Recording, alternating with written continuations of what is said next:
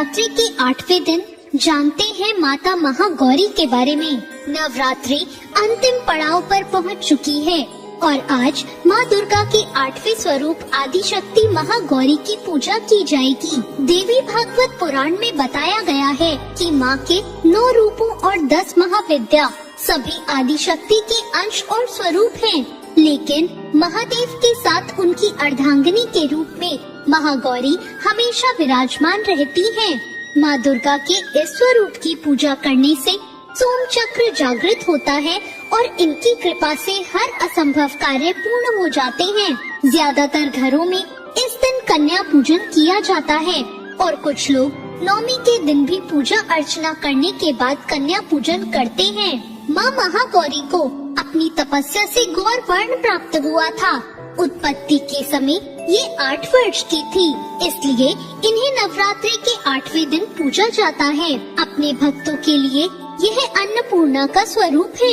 यह धन वैभव और सुख शांति की अधिशात्री देवी है। इस दिन दुर्गा सप्तशती के मध्यम चरित्र का पाठ करना विशेष फलदायी माना गया है।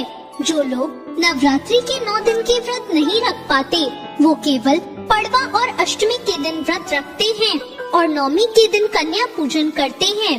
पहले और 8वें दिन व्रत करने से भी पूरे 9 दिनों के व्रत का फल मिलता है। देवी भागवत पुराण के अनुसार राजा हिमालय के घर देवी पार्वती का जन्म हुआ था। उनको 8 वर्ष की आयु में ही अपने पूर्व जन्म की घटनाओं का आभास होने लगा। तब से उन्होंने भगवान शिव को अपना पति मान लिया और उनको प्राप्त करने के लिए तपस्या शुरू कर दी। तपस्या के दौरान एक ऐसा समय आया जब माँ केवल कंद मूल और फल पत्तों का आहार करने लगी और फिर तो माँ ने सिर्फ वायु पीकर ही तप करना आरंभ कर दिया। पर ऐसा करने से माँ का शरीर काला पड़ गया और फिर भगवान शिव ने माँ की तपस्या से प्रसन्न होकर उन्हें गंगा स्नान करने को कहा।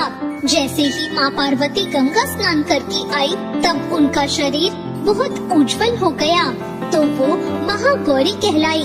माँ महागौरी अपने हर भक्त की मुराद पूरी करती हैं और सभी समस्याओं से मुक्ति दिलाती हैं। माता महागौरी के सभी आभूषण और वस्त्र सफेद हैं, इसलिए इन्हें श्वेतांबर धरा भी कहा गया है।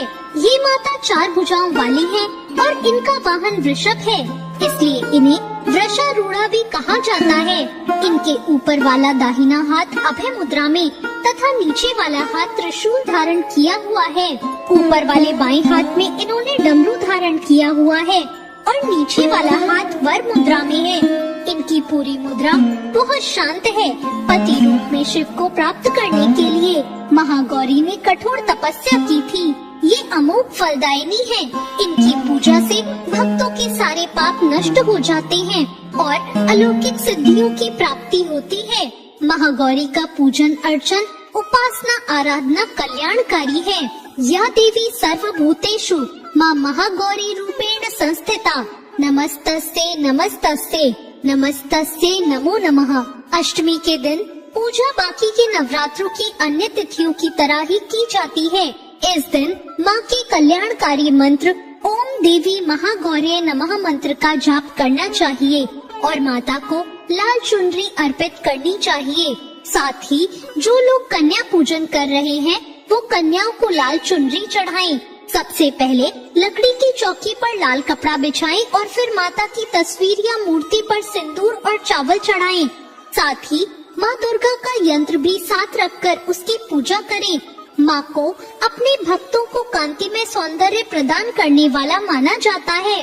माँ को ध्यान करते हुए सफेद फूल हाथ में रखें और फिर उन्हें अर्पित कर दें और उनका विधिवत पूजा करके आरती करें। तो ये थी आज की